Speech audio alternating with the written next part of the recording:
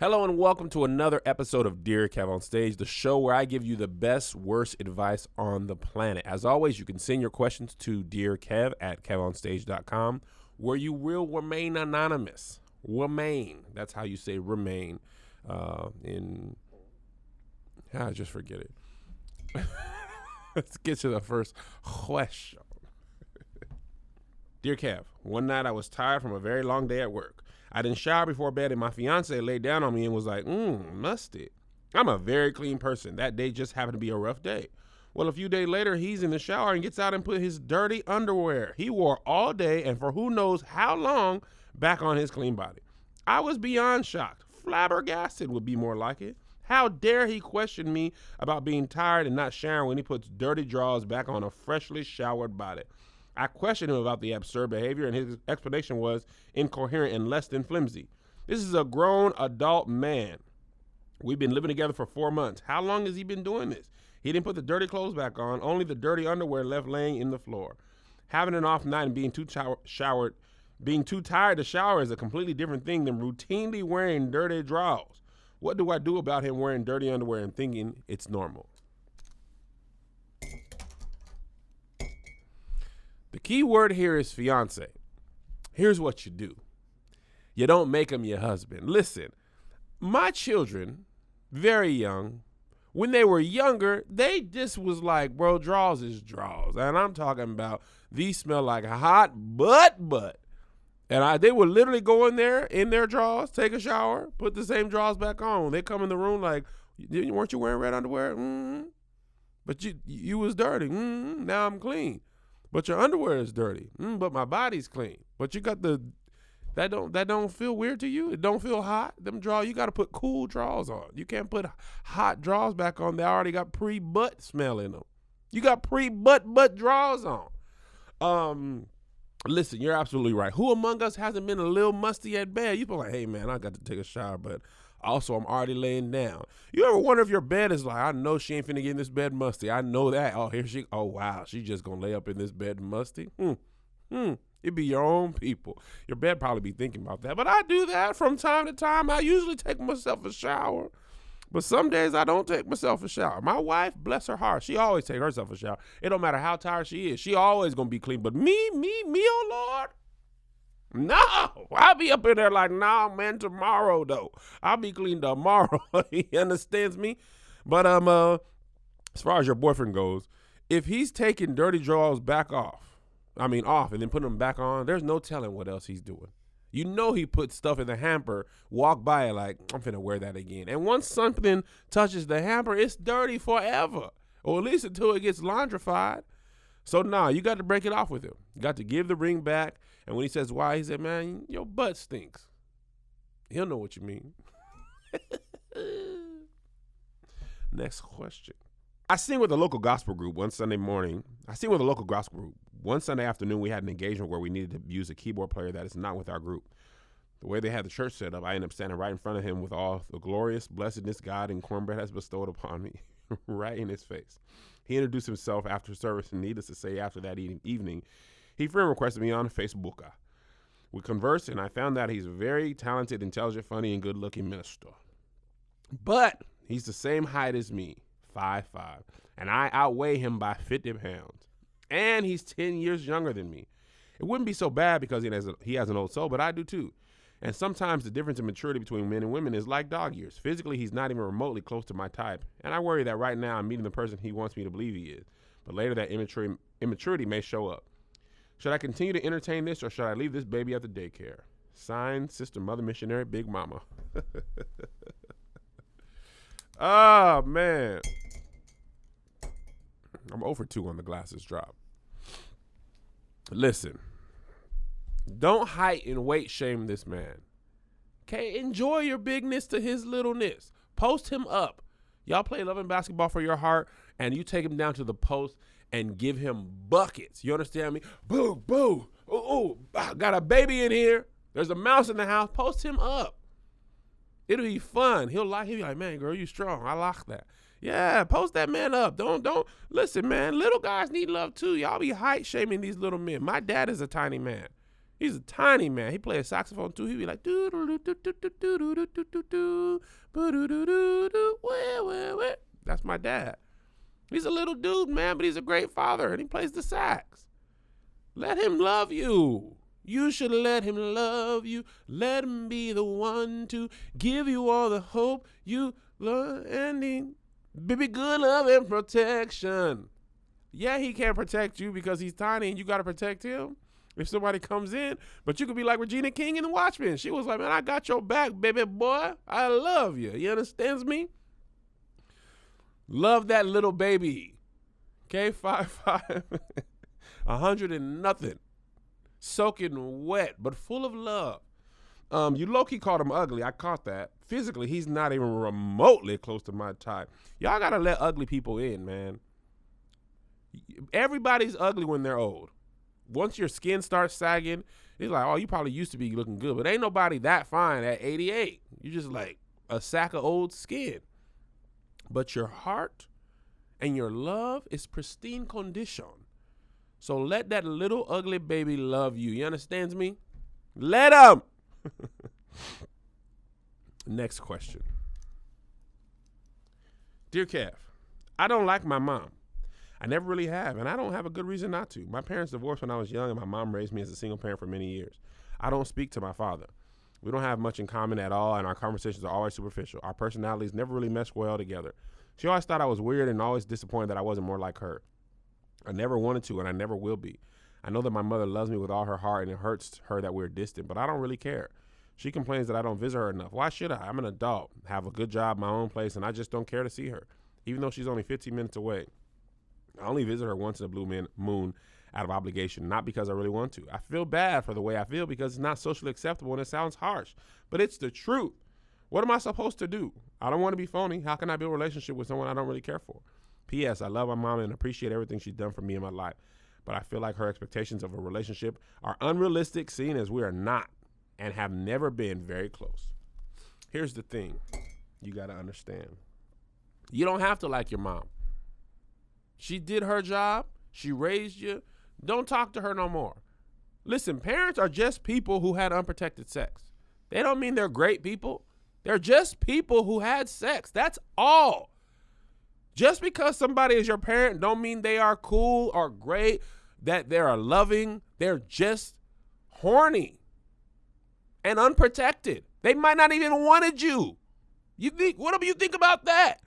Maybe they didn't want you. A lot of parents didn't want kids. They just didn't want to not have a kid either. They're like, I guess. A lot of kids are, I guess. So, yeah, it's probable that of all the people in the world, maybe your mom sucks. Or maybe you suck as a kid. That's what Friendsgiving is for. Some people's families just suck. And that whole blood is thicker than water. Nah, man. Milkshake's thicker than blood, and I prefer that over blood or water. You understand me? Who cares about family? Now, luckily, I have a loving family, mom, dad, wife, children. I like both of my kids. I know a lot of parents who secretly are like, man, I don't like my kids. At least one of them. And some parents don't like their parents. Your mom might not like her mom. So be respectful, be kind. Hey, mama love you, but nah, don't at me. I'm not going to see you at Thanksgiving or Christmas. Matter of fact, I'm driving past your house to go to my other friend's house. It's totally okay. As long as you're respectful, you don't have to like your parents. Now, I wish my kids wouldn't like me after everything I've done for them. I wish they would not like me, or y'all gonna love me to my face. You better come over here and hug my neck. But if you don't love your mom, it's totally fine. I think you can sleep well knowing that you were kind, okay? As long as you were kind, you can sleep well, and you'll sleep especially great if you're on a purple mattress. Sleep is important. The quality of your sleep affects the quality of your daily life. If you're struggling to get a good night's sleep, you got to try a purple mattress. Listen, I don't feel well today, but I'm still here. I'm still standing. You know when you're sick, you need rest. My nose is running. I'm congested. I got a headache. But luckily, because of my purple mattress, I got a good night's sleep. And that is key to your body recovering. And my purple mattress was right there talking to me saying, hey, Kev, I understand. I know you've been going through a lot. You've been traveling. So the least I can do is support your great night's sleep. And you should have that same feeling. The purple mattress will probably feel a little different than anything you ever experienced because it uses this brand new material that was developed by an actual rocket scientist. It was not like the memory foam that you're used to. The purple mattress feels very unique because it's both firm and soft at the same time, so it keeps everything supported while feeling really comfortable. Plus, it's breathable, so it sleeps cool. You can get a 100-night risk-free trial right now, and if you're not fully satisfied, you can return your mattress for a full refund. And it's backed by a 10-year warranty, free shipping and returns, and a free in-home setup, and old mattress removal. You're going to love purple, and right now, my listeners will get a free purple pillow with the purchase of a mattress. That's in addition to the great free gifts they're offering site-wide. Text DEAR to 84888. That's the only way to get this free pillow is to text DEAR to 84888. That's DEAR to 84888. Message and data rates apply. Just a quick reminder, you can send your questions to dearkev at kevonstage.com. We're here every Friday. And also we're on podcasts on everywhere you can find podcasts. We're on YouTube and on Facebook. Yes. Okay? Okay. Dear Kev, I'm a big fan. I've been dating this girl for 4 months. I got this feeling that she might be bisexual. I asked her if she was, and she denied it. It got very defensive and upset. She ended up sharing her Netflix password with me, which also ended up being her email/Instagram/password emoji. Okay, that didn't come through. I ended up going through both of them, which indeed confirmed my suspicions. The girl that she told me was just her good friend is actually a girl she's sexually involved with. Her roommate, who she wouldn't let me meet, is actually her ex-girlfriend of 2 years. We do live in the South, and she comes from a very religious background, so I'm sure that that has something to do with why she hasn't come out yet. I really like this girl, but I have 3 questions. 1, should I confront her and let her know that I know? 2, keep my mouth shut and see if she eventually opens up to me? 3, is it ever okay to go through someone's phone, email, social media that you're dating? What if I never found this out and we end up getting married, and 20 years from now I think she's just going to go on a girl trip with one of her best friends? That type of thing does happen. What should I do, Kev? Tell me, what should I do? Hello. Here's the thing, sir. You should turn yourself into the police, because hacking someone's email is a felony, or can be a felony. At least in this movie I saw, The Marriage Story. I don't know if you saw that. Did you watch it, Josh? With Scarlett Johansson and Kylo Ren. She hacked into his email and found out he was having sex with another Kuda cat that wasn't hers. I used to snoop. I actually never hacked into my wife's email or anything like that. She just kept her phone open, but I never found out that she's completely boring, and so far she hasn't cheated on me, and we just believe God that that's going to stay the case. But when you snoop, you're liable to find something you were snooping for. So to answer your question, no, it's not ever okay. It wasn't okay when I was doing it, and it's not okay when you were doing it. Privacy is privacy. That's how they say privacy in England. I was watching Top Boy before this. You should keep your mouth shut up, and break up with her. You don't trust her. Can't have no relationship without trust. And just go find another woman who's, what's the opposite of bisexual? Just one sexual? Asexual? Asexual? Just sexual? Heterosexual? Hetero, bi, is it tri? Pansexual, is that where they cook? Asexual? There's a lot of sexuals, but her sexual ain't for you. So find another sexual to be with and stop being a criminal and hacking into people's emails. You understand me? Dear Kev, first know that I'm a huge fan of the potty. Thank you for providing clean content to enjoy, learn, and grow from. My story, I'm in love with my boyfriend. He is everything I waited on God for all along, with so much more. We're currently in the courting phase of our relationship, since we know what we want to be married. We're even taking premarital therapy and beginning setting the characteristics and relationship norms. Shout out to Melissa of our marriage. While in therapy, I'm noticing we perpetually disagree on when to start having kids. I'm of the opinion that we should wait at least a year before even thinking about being parents. But he believes as soon as you're married, you need to start making babies. And his reason, God says to be fruitful and multiply. If you're not ready to be a mother, then you're not ready to be a wife. Lord Jesus, I'm constantly disagreeing with him on this, because I think a newly married couple needs to get to know each other more, biblically and otherwise. And I want to have sex without worrying if Junior is awake or not. Also, although I want to be a mother one day, I don't think I have to be ready to be a mom in order to be a wife. But I could be wrong. What do you think? We're in our mid-20s and of different cultures. He's Nigerian and I'm African-American. I think this difference in opinion could be attributed to cultural differences, but I want a separate opinion. Maybe I'm missing something. Thanks in advance. Here's the thing. I agree with you, and I disagree with your husband, not because he's Nigerian, but because he's wrong. I actually wish I was Nigerian. All my Nigerian friends seem to have so much more culture than me. I don't have any traditions or things to do at weddings and all that stuff. But on the other hand, my mom didn't force me to be a lawyer, engineer, or doctor and feel sad when I wanted to be a comedian. So you win some, you lose some. Here's the thing about being a parent. Bruh, you should not do it if you don't want to do it. It is a supreme amount of work. And the thing is, you're always a parent. I was talking to my dad about this, and I said, man, when do you stop worrying about your kids? And he said, never. All you do is change what you worry about. When you're young, you worry they're going to fall out the bed. Are they going to choke? Are they going to have SIDS? Is that the thing when babies sleep on their back? SIDS, SARS? It's one of those two. So then when they go walk, are they going to bump their head? Are they going to fall down the stairs? Now it's like, what are they doing at school? What's in their phone? You just never stop. And then when they're 30, it's like, are they okay? They're traveling. Do they love each other? And blah, blah, blah, blah, blah. I think you're totally fine not wanting kids early. I think you can be ready when you're ready physically, emotionally, financially. No, I think you can be a perfect wife without being a mother. And you can be a good mother without being a good wife. These things are two totally different things. So no, I think you tell your Nigerian husband, although his culture is impressive and Kevin is a big fan and he wishes he knew his history, but he just started out in El Paso, no, for the children.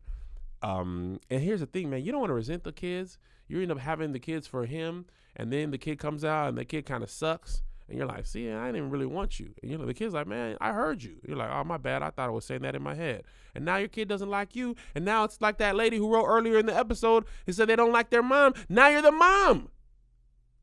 All because you went against your first mind.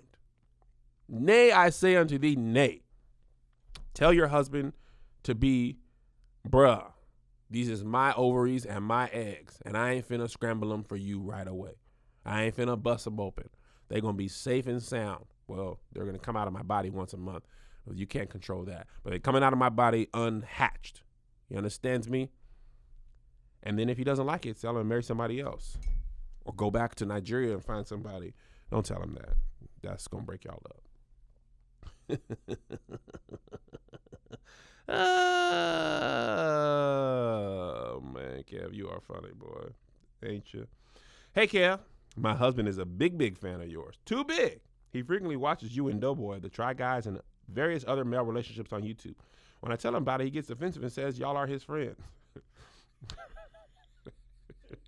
I've tried to meet cute setups and making him spend time with my male friends, but nothing works. I love him, but he won't get any real male friends, and I'm tired of him spending all his time with women. How do I get him to get good, genuine male friends? Leave him alone. He is my friend. Okay, I just don't know his name yet. I'm a good friend. He talks to me in the comments. He watches my videos. He spends a lot of time with him. Leave him alone. Let him be hanging out with me and Doe and Eugene and the other Try Guys. I only know Eugene's name.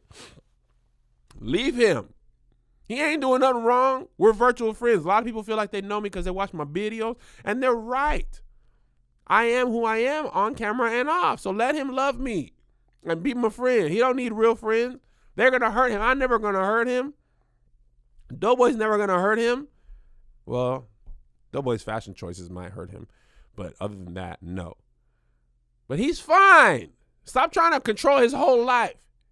He's just doing his little video watching and doing his little commenting stuff. Why he needs to have real life friends. What are real life friends? I met so many friends on the internet, and then they be cool in real life.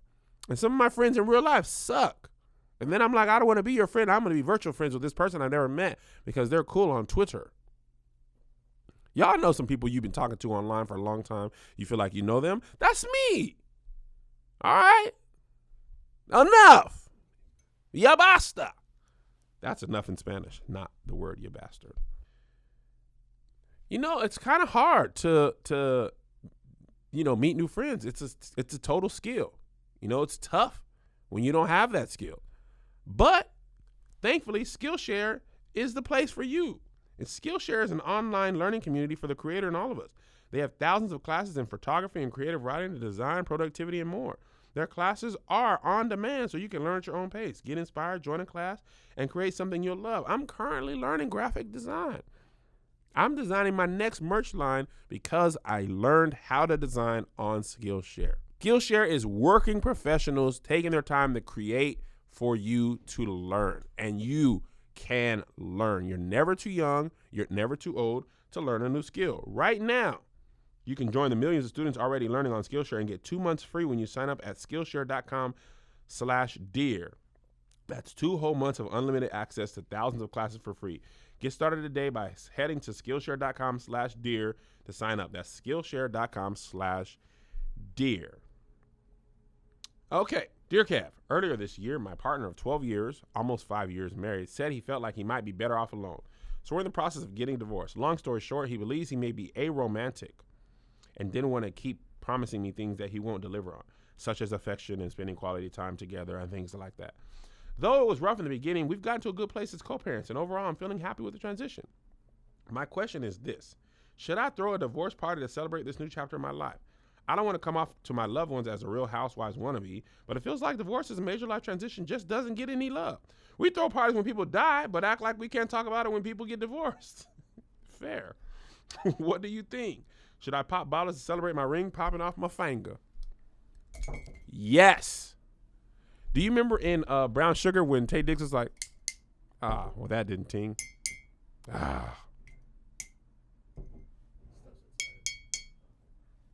My divorce. You see how committed I was to that joke? I wasn't going to let it go until I got the right sound. Remember that part of Brown Sugar when he was celebrating his divorce? Absolutely you should. You should go to Turks and Caicos. And you should take your friends or go to Jamaica and do how Stella got her groove back. Listen, if being married to that man sucked, then you should celebrate the death of your marriage and have a funeral party and have a second line with New Orleans people. By the way, totally unrelated but related. I'm not from New Orleans, but I want to have a second line funeral because I need my funeral to be lit. Y'all gonna cry for sure. Don't be up in there like holding your tears in, but also be lit. Do karaoke. Oh, Josh, I got it. I want a karaoke funeral. That's what I want. I want y'all with my body in there. Don't even go to a separate room. I want y'all to stand right in front of my casket and do your favorite karaoke songs and then put the mic to me. And then I'm not going to be able to say nothing, but that's just shake me up or make a pre-recorded me going, hey. But I want it to be lit. And then I want y'all to look back and be like, dang, man, Kev died. And then you're going to sing Weak by SWV. Time after time after time, I tried to fight it. Do that at my funeral. Anyway, back to your problems. Have a divorce party. Real Housewives, that's a reality show, but a lot of the stuff that they set up in there, people was doing that in real life. So absolutely sure you should have a divorce party. You celebrate your marriage. You celebrate your kids' birth. You celebrate your kids when their teeth fall out of their mouth. Why not celebrate your divorce? My divorce. It's still not the sound I want. He had a glass. That's all I have for today. That's all I have for today. Thank you for watching.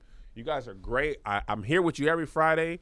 While I have your attention, this is coming out Friday the what? Yeah. 20th?